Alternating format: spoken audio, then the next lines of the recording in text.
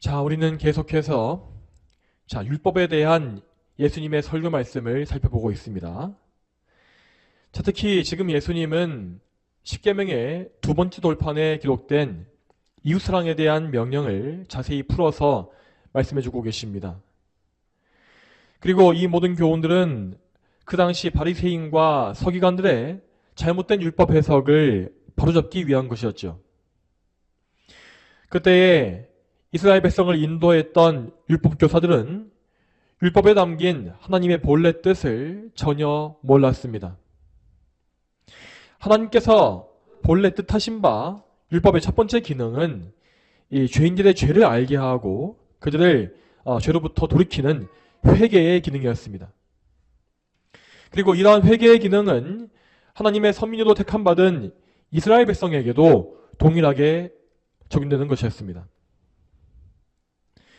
하지만 바리새인과 서기관들은 이러한 사실을 알지 못했고 자기들이 가진 아브라함의 이 혈통의 조건을 신뢰한 것입니다. 여러분, 그렇지만 그들은 결코 율법과 구약 성경의 이 무지한 자들이 아니었습니다. 그들은 거의 모든 구약 성경을 암기해서 알고 있었고 또 하나님의 언약이 무엇인지도 자세히 알았습니다.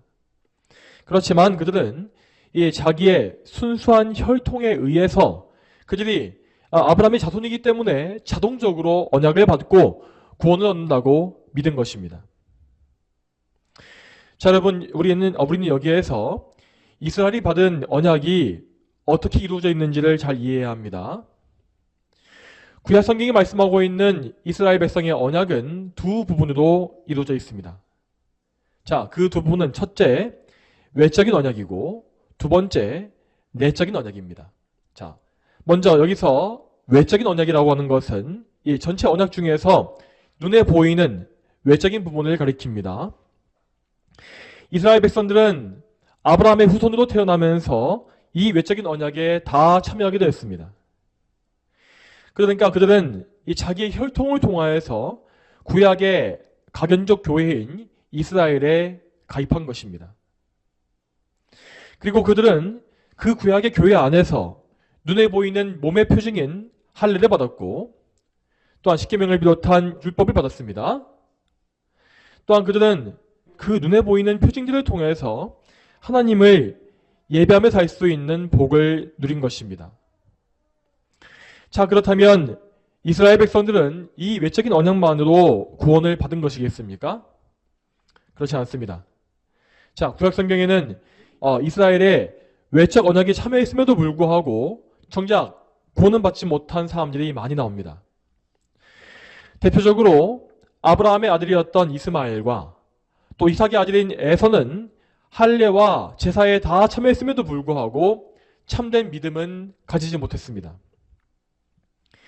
사실 이 구약 역사의 모든 이스라엘 백성 중에는 구원받은 참된 성도보다 그렇지 못한 사람이 훨씬 많았지요.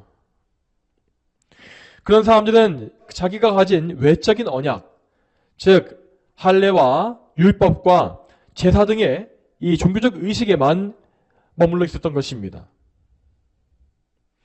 그렇지만 하나님의 언약에서 제일 중요한 부분은 이런 외적인 의식이 아닙니다. 언약에는 좀 더 깊고 본질적인 부분이 반드시 포함되어 있습니다.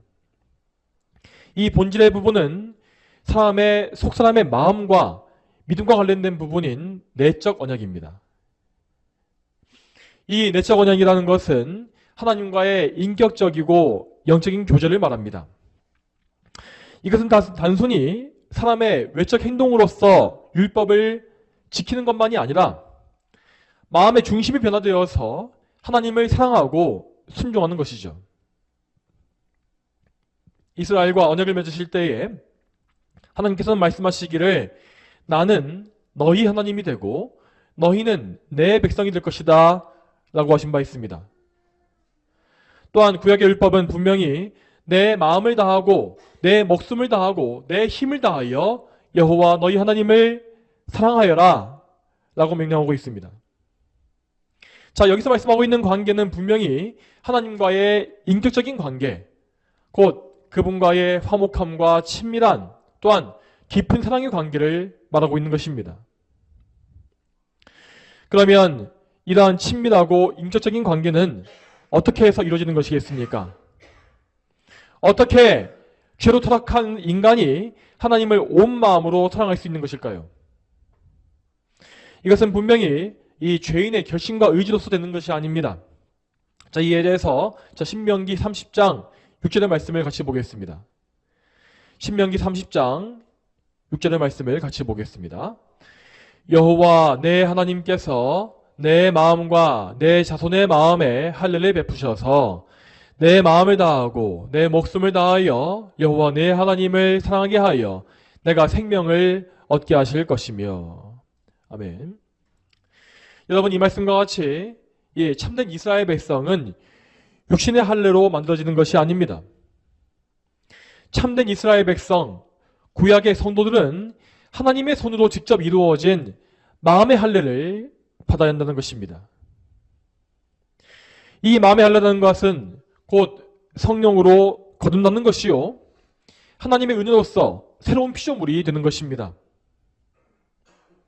구약의 모든 성도들은 오실 메시아 그리스도를 바라보는 믿음을 가지고서 그 믿음으로 말미암아 거듭남의 은혜를 얻었습니다. 그리고 이 은혜를 입은 사람들은 외적인 언약과 내적인 언약에 모두 참여한 백성이 된 것입니다. 그러므로 그 백성들은 짐승을 바치는 제사뿐만 아니라 마음으로서도 하나님께 제사를 드릴 수가 있었던 것이죠. 이 마음의 제사에 대해서 시편 51편 16절과 17절 말씀을 같이 보겠습니다. 주께서는 제사를 기뻐하지 않으시니 그렇지 않으면 내가 드렸을 것입니다. 주께서는 번제를 기뻐하지 않으실 것입니다. 하나님께서 원하시는 제사는 상한 심령이니 하나님은 상하고 통회하는 마음을 멸시하지 아니하십니다. 아멘. 자, 이 말씀은 하나님 앞에 범죄하여 넘어진 다윗이 기록했던 회개의 시편입니다.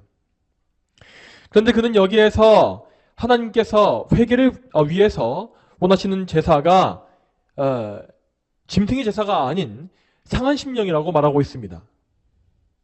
하나님은 이 상한 심령이 없이 그저 의식적으로만 드려지는 제사를 받지 아니하십니다. 하나님께서 기뻐하시는 제사는 자신의 죄를 통회하고 자복하는 성도의 마음의 제사인 것입니다. 여러분, 이 상한 심령이라는 것은 오직 성령으로 거듭난 성도만이 가질 수 있는 마음입니다. 이 사람은 자신의 죄인됨을 깊이 깨닫고 자기 안에서 그 어떤 소망도 찾지 못합니다. 그는 오로지 자기 의가 되시는 그리스도 예수님만을 바라보고 하나님께 나아가는 것입니다. 여러분, 그러면 이 상한 심령이라는 것은 언제 우리가 가질 수 있는 것이겠습니까? 우리가 뭔가 특별한 죄를 지었을 때 이 마음을 가질 수 있는 것일까요? 아니면 반대로 우리가 나름대로 흡족한 삶을 살았다고 한다면 이런 상한 심령은 필요가 없는 것이겠습니까? 여러분, 우리는 항상 우리의 행위와 관계없이 언제나 하나님 앞에 이 상한 심령을 가지고 나와야 합니다. 상한 심령이라고 하는 것은 우리의 삶, 우리의 행위와 아무런 관계가 없습니다. 우리가 이 큰 죄에 빠져서 넘어졌다면 우리는 당연히 상한 심령을 가지고 나와야 하고, 또 반대로 우리가 나름대로 계명을 잘 지키고 힘써 지키면서 거리낌이 없는 인생을 살았다 할지라도 우리는 하나님 앞에 나올 때에는 상한 심령을 가지고 나와야 합니다. 모든 성도는 물론 하나님 앞에 거룩한 삶을 살기 위해서 힘쓸 것입니다. 그렇지만 아무리 우리가 최선을 다했다 할지라도 우리의 삶은 하나님의 기준 앞에서 절대 온전할 수가 없습니다. 우리의 모든 행위는 하나님 앞에서 더러운 누더기에 불과합니다. 그러므로 성도가 가지는 참된 믿음이라는 것은 그들의 행위와 관련이 없습니다. 그들은 하나님 앞에서 오직 자기의 죄와 누추함과 연약함을 인정하고 예수 그리스도를 바라보면서 그분께 나아와 매달립니다. 예수님께서 나를 위해서 이루신 의, 그분의 공로 외에는 나에게 의지할 바가 없습니다. 이러한 상한 심령을 가지고 우리는 하나님께로 항상 나와야 하는 것입니다. 여러분, 지금 계속 제가 말씀드리는 것은 우리 예수님께서 이 산상수훈에서 말씀하신 것들의 핵심적인 원리입니다. 자, 예수님 당시의 율법 교사들과 대부분의 유대인들은 구약 성경에 나와 있는 내적인 언약에 아무런 관심이 없었습니다. 그들은 마음의 할례를 받지 못했고 또한 그 마음의 할례를 구하고자 하는 열망도 없었습니다. 그들은 영적으로 눈이 멀고 귀가 먹은 죄인에 불과했지만 자신들이 하나님의 백성이라고 하는 거짓된 확신에 가득 차 있었죠. 이러한 잘못된 믿음으로 말미암아서 바리새인과 서기관들은 하나님의 거룩한 율법을 모든 면에서 왜곡했던 것입니다. 그러면 오늘 본문 38절 보겠습니다. 자, 38절 말씀 같이 읽겠습니다. 자, 시작. 눈은 눈으로 그리고 이는 이로라고 말해진 것을 너희가 들었으나. 아멘. 지금 예수님께서 언급하신 말씀은 이 동해복수법이라고 부르는 율법의 조항입니다. 자, 이 법은 레위기 24장에 잘 나와 있습니다. 어떤 사람이 만일 자기 이웃에게 상의를 입혔으면 그가 행한 대로 그에게 행해야 한다. 골절은 골절로, 눈에는 눈으로, 이에는 이로하며 사람에게 상의를 입힌 자는 그에게도 그에게도 그대로 갚아야 한다. 자, 우리는 이 말씀을 레위기 강의 시간에 이미 한번 살펴본 바 있었습니다. 이 동해복수법은 구약의 이스라엘 국가를 다스리기 위한 법으로서 범죄 행위에 대한 공의로운 처벌 기준을 세워준 것이었습니다. 그러니까 이 법은 어디까지나 이스라엘 국가를 위한 법으로 주어진 것으로서 율법의 분류 중에서 시민법에 해당하는 것이었죠. 우리가 이 시민법이라 부르는 이 율법의 종류는 오직 이스라엘 왕국이 왕국으로 존재할 때에 그들의 법정에서 공적으로 시행할 수 있는 법령이었습니다. 그러나 예수님 당시에 이스라엘은 이미 이 자기의 국가를 잃어버린 지 오래된 상태였고 로마 제국의 식민지로 전락해 있었죠. 그래서 이스라엘은 이 범죄 처벌에 대해서도 자기들의 율법이 아닌 로마의 법에 따라야 했습니다. 물론 이스라엘에도 이 산헤드린이라고 하는 자체적인 의회가 존재했지만 그들의 사법권은 대단히 제한적이었습니다. 예수님 당시의 바리새인들도 이러한 사실을 모를 리가 없었습니다. 그러나 이제까지 살펴본 바와 같이 그들은 율법을 대할 때에 자기의 죄성과 정욕을 율법으로서 부인하려고 하지 않았습니다. 그래서 그들은 자기 원수들에게 철저한 복수를 원하는 자기의 악한 마음을 버리지 못한 것입니다. 그랬기 때문에 바리새인들은 이 동해복수법의 적용 범위를 왜곡해서 이것을 공적인 사법이 아니라 이 사법의 영역이 아니라 개인적인 복수까지 확장해서 자기의 죄를 정당화한 것입니다. 그렇지만 그들의 생각과 반대로 이 동해복수법은 모든 사적인 미움과 복수를 철저히 금지하고 정죄하는 법입니다.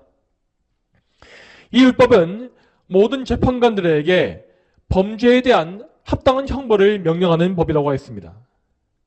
그리고 그 형벌의 분량은 범죄의 피해와 동일한 1대1의 대가여야 했죠.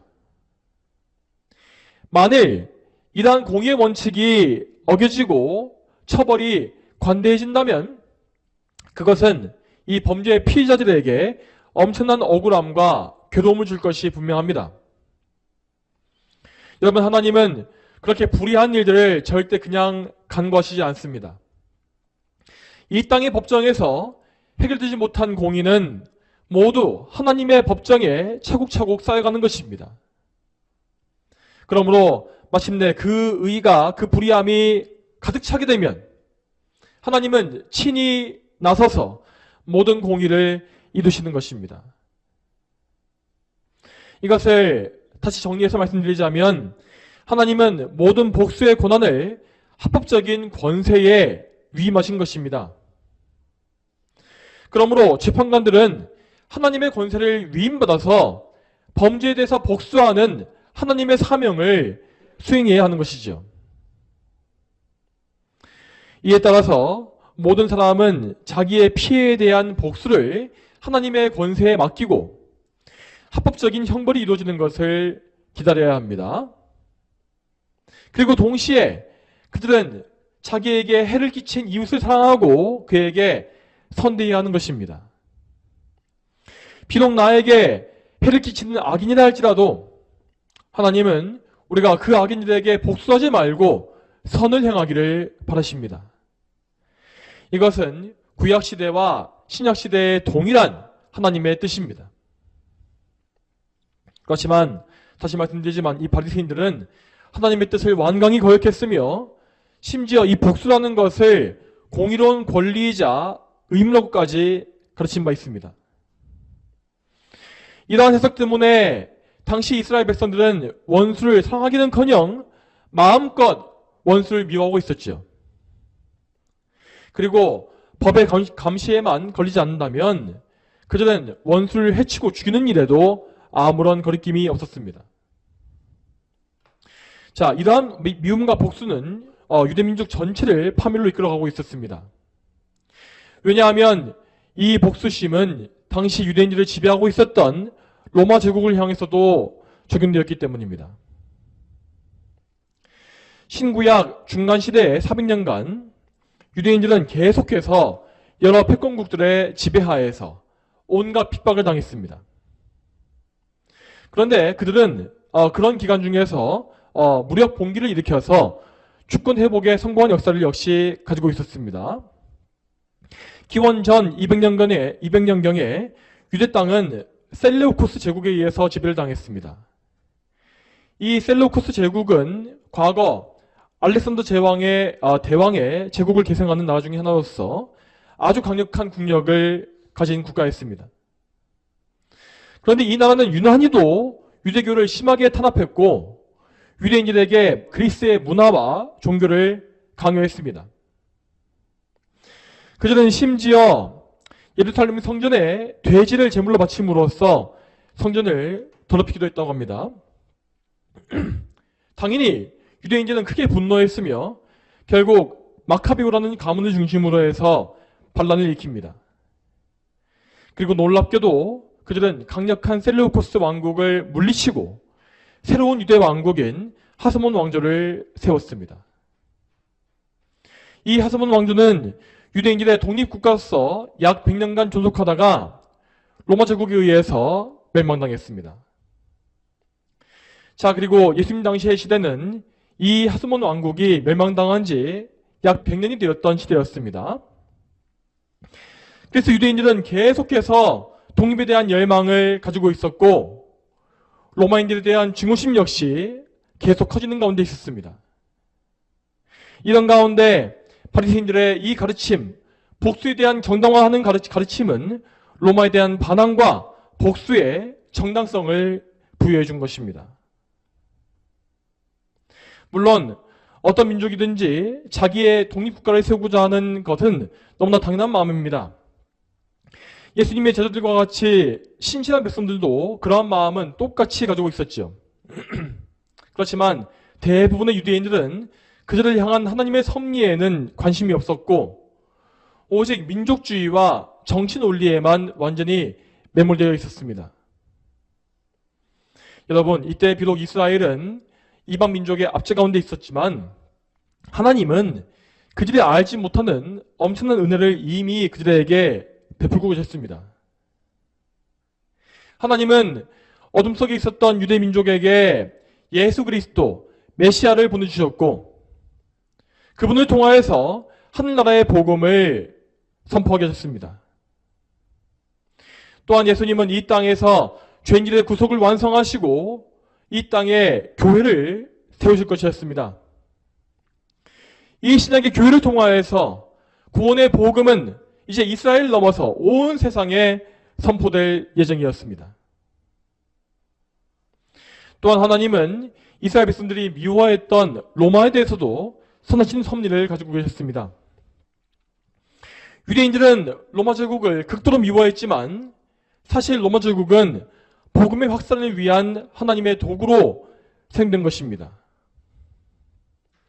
로마 제국은 당시 지중해를 중심으로 했던 이 세계를 하나의 문화로 묶어놓았고 또한 제국 전역에 광범위한 도로를 건설했습니다.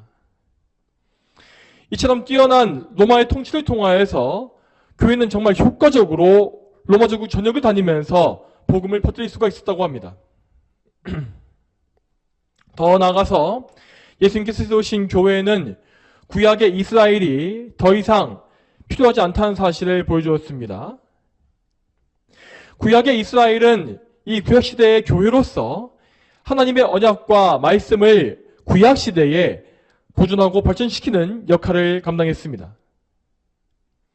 이스라엘은 하나님께서 특별히 구별하신 선민으로서 하나님의 특별한 사랑과 인도하심을 계속 받아왔죠. 그렇지만 하나님은 이스라엘을 통해서 온 인류의 메시아를 보내실 것이었는데 이 메시아는 이스라엘을 비롯해서 모든 민족을 구원으로 부르실 구원자였습니다. 그러므로 유대 민족은 이 메시아를 그들의 주님으로 믿고 그분께 복종해야 했습니다.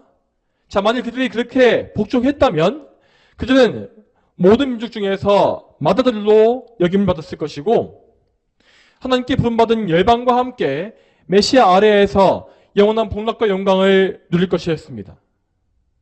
그런데 유대인들은 이러한 메시아의 예언을 왜곡해서 잘못된 믿음을 가진 것입니다. 그들은 자기들을 죄에서 구원하실 메시아를 전혀 몰랐습니다. 그 대신 그들은 이방 민족의 압제에서 자기를 구원할 정치적인 메시아를 기대했죠. 그래서 그들은 예수님께도 이 잘못된 기대를 품은 것이며 예수님께서 자기들의 욕망을 채워주지 않으셨을 때에 그분을 버리고 핍박하고 죽인 것입니다. 자, 이렇게 해서 유대인들은 예수님을 믿지 않았고 그분께서 말씀하신 이 본문의 참된 사랑 역시 다 거역했습니다. 그 결과 유대인과 로마 제국 사이에는 갈수록 미움과 갈등만이 깊어져 간 것입니다. 로마 제국은 계속해서 유대인들을 억압하고 착취하고 미워했으며 유대인들은 로마에 대항해서 테러와 반란을 일삼았습니다. 그리고 그들의 반란이 극에 달했을 때에 로마는 마침내 대규모의 군대를 파견해서 유대인들에 대한 대규모의 학살을 벌이게 되었습니다. 이것이 바로 주후 70년경에 있었던 예루살렘 함락 사건이었습니다. 이 사건에서 유대인들은 그야말로 엄청난 참극을 당했습니다. 로마 제국이 예루살렘 성을 포위했을 당시는 마침 6월절 명절 기간이었는데 그래서 그 당시 예루살렘 성 안에는 수십만 명의 사람들이 모여 있었다고 전해집니다. 이렇게 많은 사람들이 모인 가운데에 예루살렘은 완전히 봉쇄되었고 그래서 모든 물자가 빠르게 고갈되어 갔습니다. 성 안에는 굶주림과 전염병이 가득했고 수많은 사람들이 비참한 죽음을 맞이했다고 합니다. 그리고 그러한 힘든 세월이 약 4개월간 지난 이후에 로마 군대는 성벽을 무너뜨리고 모든 유대인들을 죽이거나 포로로 끌고 갔으며 또한 성전을 완전히 초토화시켜버렸습니다. 그들은 그때에 로마의 반란을 일으킨 자들의 최후를 보여주기 위하여서 성전에 서쪽 벽만을 남겨뒀는데 그것이 바로 오늘날까지 예루살렘에 남아있는 통곡의 벽입니다. 여러분, 이와 같이 유대인들이 엄청난 재앙을 당했던 것은 모두 그들이 행했던 죄에 대한 심판이었습니다. 예수님을 믿지 아니하고 하나님의 계명을 멸시한 대가는 이렇게도 무서운 것입니다. 여러분, 지금 우리는 다시금 예수님 당시에 유대인들이 가졌던 불신앙에 대해서 깊이 생각해 봐야 합니다. 그들은 계속해서 자기를 의인이라고 여겼고 그래서 하나님을 온전히 사랑하지 못했습니다. 이처럼 하나님에 대한 사랑과 믿음이 없었기 때문에 그들은 이웃에 대한 사랑 역시 행할 수 없었습니다. 그리고 이러한 마음의 죄는 결국 실제 행동의 죄로 이어져서 로마에 대한 피해 복수와 폭동을 일으킨 것입니다. 물론 외적으로 보기에 그들의 독립운동은 무척 애국적으로 보였고 또한 정당해 보였습니다. 그렇지만 정작 그들에게는 제일 중요한 그리스도에 대한 믿음이 없었던 것입니다. 그들은 하나님에 대한 믿음이 없이 자기들의 혈통과 명분을 믿었고 또한 예전에 독립국가를 세워보았던 경험을 의지했습니다. 그렇게 그들은 혈과 육의 싸움으로써 로마에 저항했지만 결국 처참하게 패하고 만 것입니다. 여러분, 그러면 계속해서 오늘 본문을 보겠습니다. 예수님은 본문에서 이 당시 유대인들이 실생활에서 당할 수 있었던 여러 가지 상황을 예로 드시면서 복수가 아닌 사랑을 행해야 한다고 말씀하십니다. 이 말씀은 우리 그리스도인들이 악인들을 어떻게 대해야 하는지 그 방법과 원리를 알려주시는 말씀이죠. 먼저 39절을 보겠습니다. 나는 너희에게 말한다. 악한 자에게 맞서지 마라. 오히려 누가 내 오른쪽 뺨을 때리거든 그에게 다른 쪽도 돌려대어라. 아멘. 여기서 먼저 예수님은 악한 자에게 맞서지 말라고 말씀하십니다. 자, 이 말씀은 결코 악인들에 대한 비굴한 굴종을 말하는 것이 아닙니다. 참된 그리스도인은 하나님의 뜻에 반하는 모든 불의함에 대해서 단호한 목소리를 낼 수 있어야 하고 또한 하나님의 영광을 위해서라면 영적인 전쟁을 용감하게 치를 수 있어야 합니다. 또한 우리는 우리 자신과 가족을 보호하기 위한 방어활동을 할 수 있습니다. 이처럼 정당한 행동은 죄가 아닙니다. 예수님께서 여기에서 명하시는 바는 죄인들에 대해 악한 미움을 품지 말라는 것입니다. 우리는 죄와 싸울지라도 악한 방법으로 싸우지 말아야 합니다. 이에 대해서 베드로전서 3장 9절에 이렇게 나와 있습니다. 베드로전서 3장 9절 말씀을 같이 한번 보겠습니다. 악을 악으로 또는 욕설을 욕설로 갚지 말고 도리어 축복하여라. 이는 너희가 복을 유업으로 받기 위하여 부르심을 받았기 때문이다. 아멘. 자, 이 말씀은 우리가 악인들에게 선을 행해야 하는 이유를 한마디로 정리해 줍니다.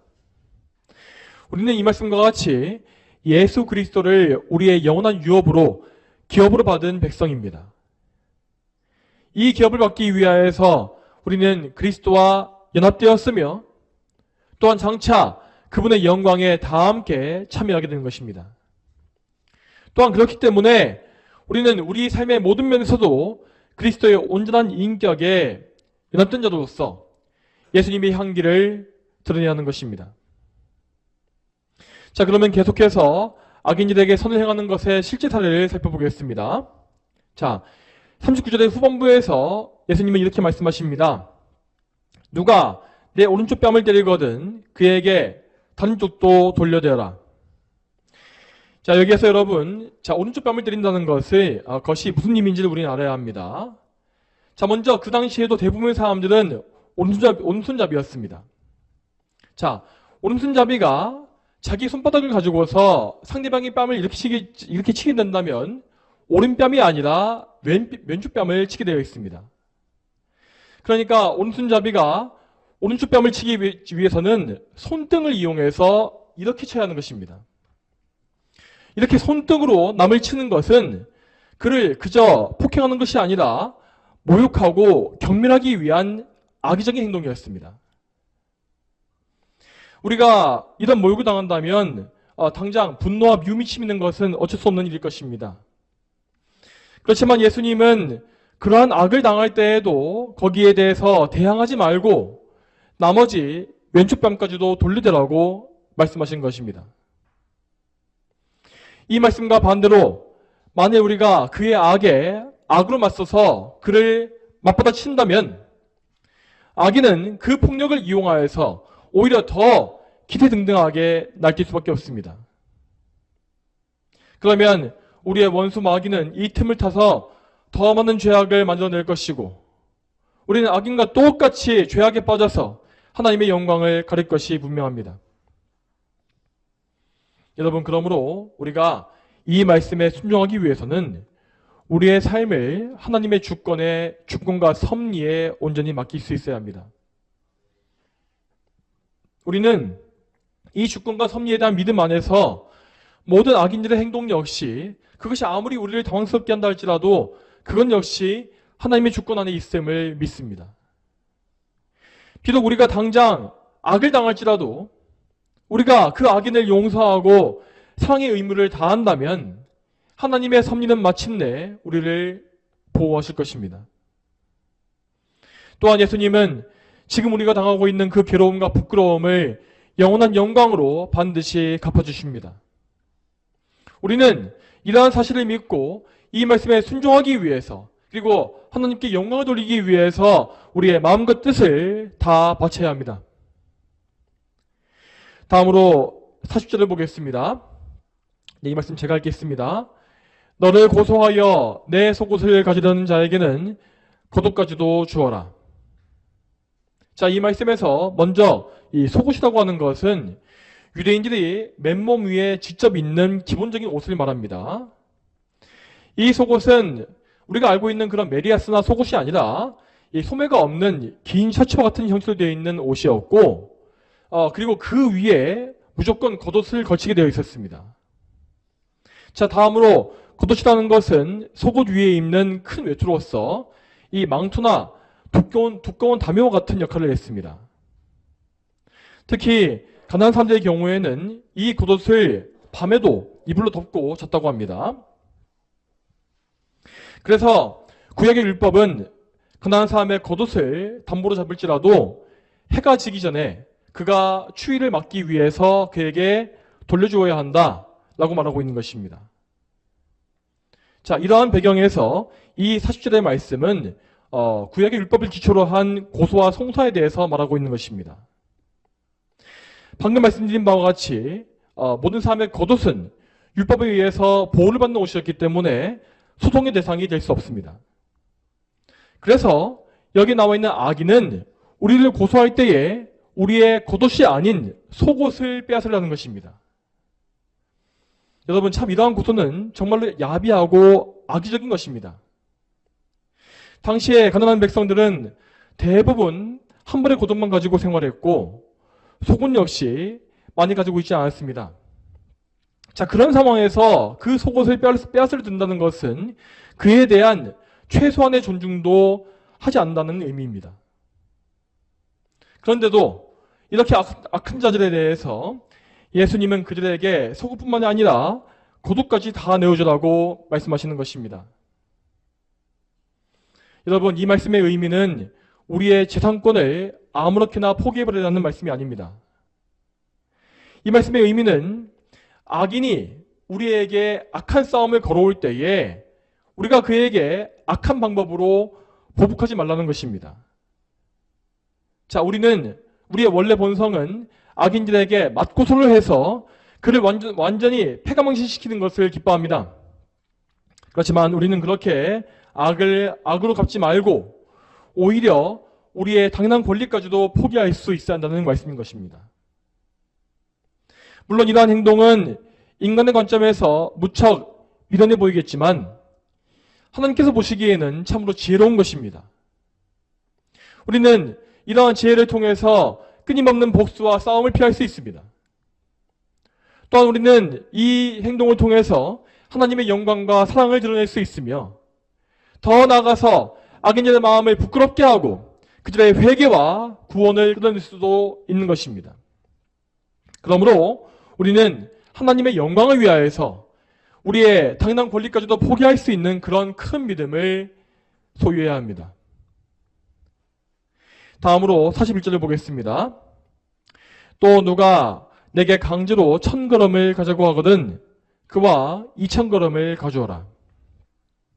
자, 이 말씀은 그 당시 로마 제국의 군인들이 행했던 강제 징발을 언급하는 것입니다. 로마의 군인들은 식민지의 민간인을 언제든지 마음대로 징발해서 그들에게 짐을 옮기라고 명령할 수 있었습니다. 그리고 이렇게 명령할 수 있는 이동거리가 성남 남성의 보폭을 기준으로 해서 1000걸음에 해당했던 것입니다. 당시 유대인들은 로마의 군인들에게 이러한 부당한 대우를 받는 일이 너무나 많았습니다. 그래서 그들은 로마 제국에 대한 복수심을 계속해서 더 많이 품을 수밖에 없었던 것입니다. 당연히 인간의 본성은 자기의 자유를 침해당할 때에 분노와 미움을 가지게 되어 있습니다.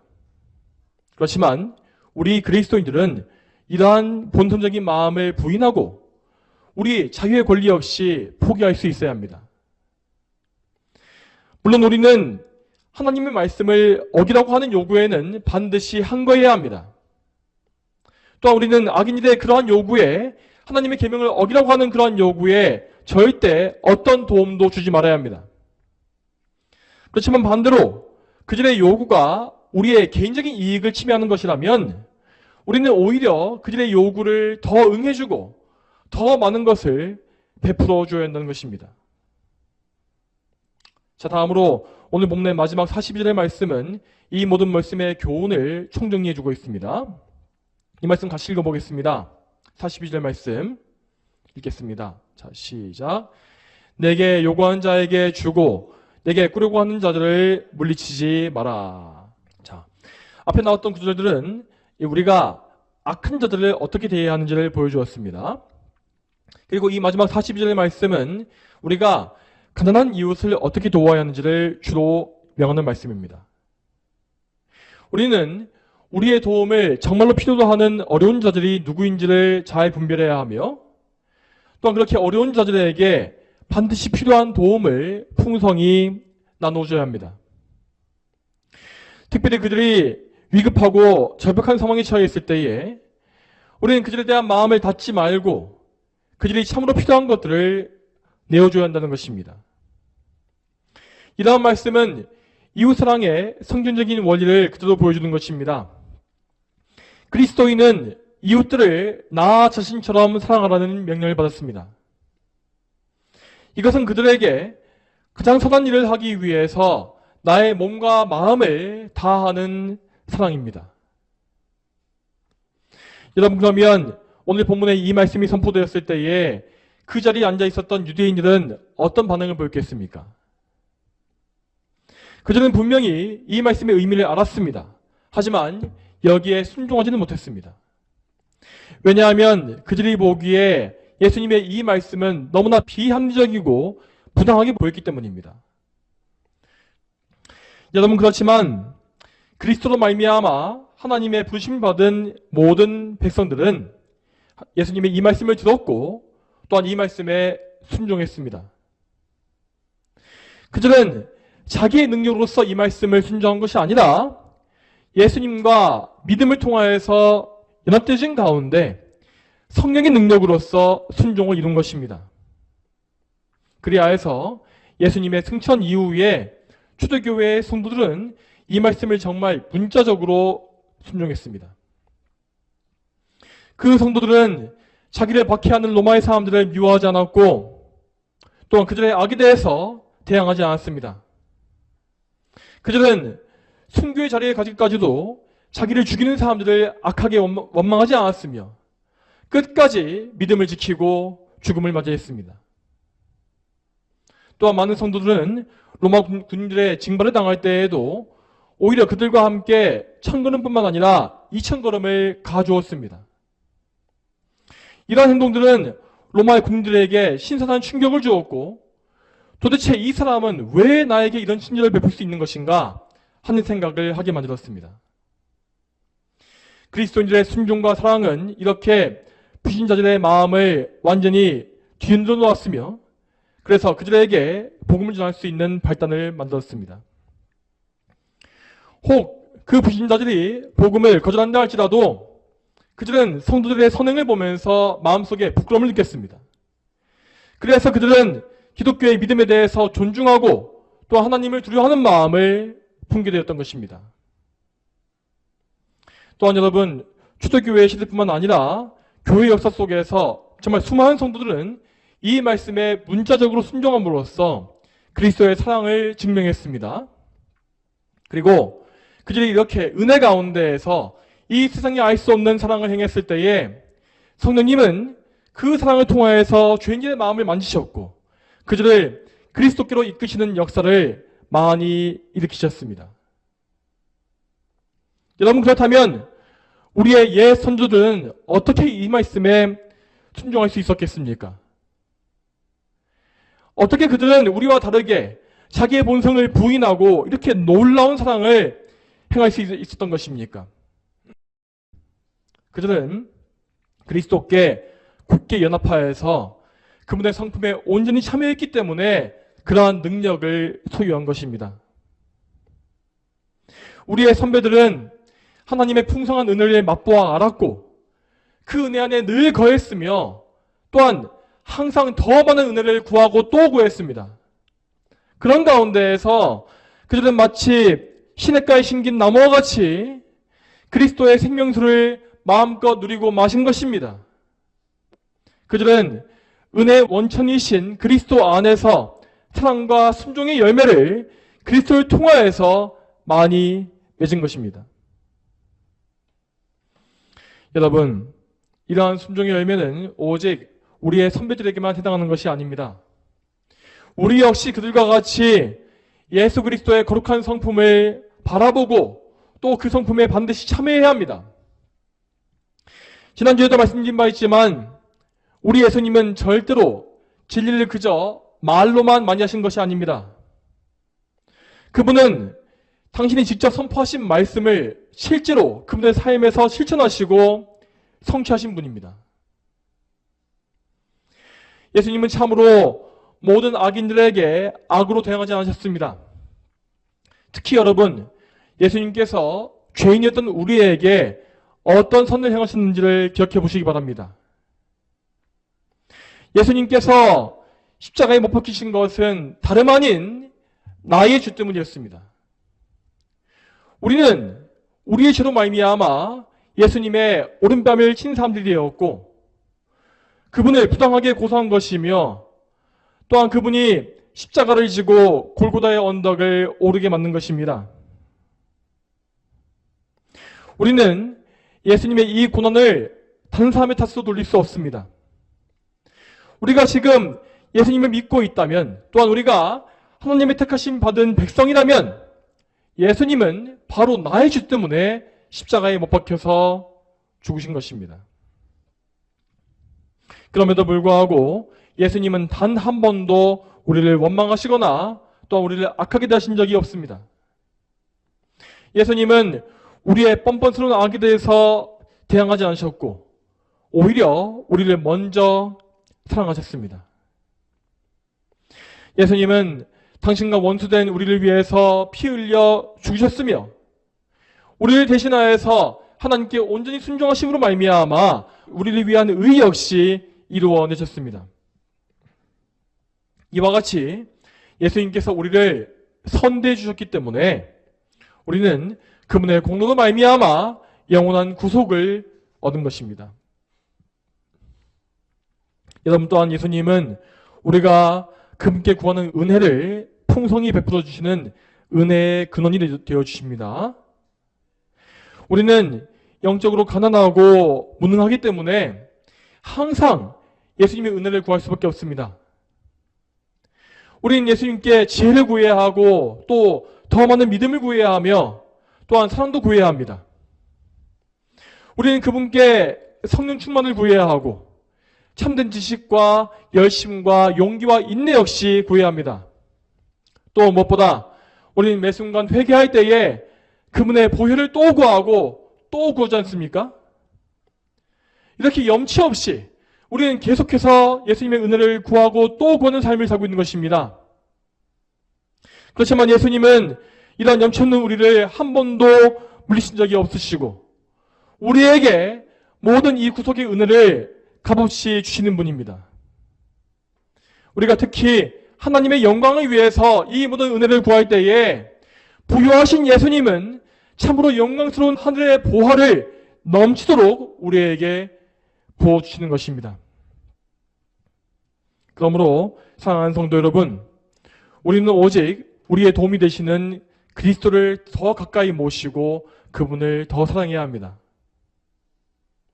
우리가 굳센 믿음을 가지고 예수님을 바라볼 때에 우리는 오늘 본문에 나온 바 놀라운 사랑을 실제로 그분을 통해서 행할 수가 있는 것입니다. 성도 여러분, 하나님께 순종하고 또 하나님께 영광 돌리고자 하는 그런 마음을, 열망을 품으시기 바랍니다. 그리고 그 순종을 이루기 위하여서 그리스도의 은혜를 또 구하십시오. 우리 모두가 참으로 예수님과 굳게 연합함으로써 오늘 말씀에 나와 있는 이 말씀, 이 명령에 온전히 순종하게 되기를 축복합니다. 함께 기도하겠습니다. 하나님 아버지, 오늘도 마태복음의 말씀을 통하여서 우리가 우리의 이웃들, 특히 악인들에 대해서 어떤 행동을 하고 어떤 순종을 보여야 하는지를 알게 하심에 참으로 감사합니다. 하나님, 우리를 부당하게 대우하는 악인들, 특별히 우리의 신앙을 모욕하고 악하게 핍박한 자들을 대할 때에 우리는 그들에 대해서 미움과 악의와 증오를 품기가 너무나 쉬운 자들임을 고백할 수밖에 없습니다. 하나님, 그러나 우리는 오늘도 이 말씀을 바라보면서 또한 우리의 구주이신 예수님을 바라보면서 우리의 모든 죄를 회개하오며 또 우리의 원수에 대한, 악인들에 대한 정말 사랑을 품겨달라고 기도하고 있습니다. 하나님 아버지, 우리를 불쌍히 여겨주시고 우리에게 이러한 사랑을 허락해 주시며 참으로 우리가 옛 선조들과 같이 또한 우리의 머리이신 예수님과 같이 참으로 이러한 귀한 사랑, 이러한 순종의 삶을 살 수 있도록 주여 인도하여 주시옵소서. 우리가 이 순종을 통하여서 온전히 이 땅에 그리스도의 사랑을 증명하고 또한 그리하여서 이 복음을 선포하고 죄인들을 구원하는 하나님의 선하신 도구로서 사용되기를 소망합니다. 감사드리오며 예수님의 이름으로 기도 올립니다. 아멘.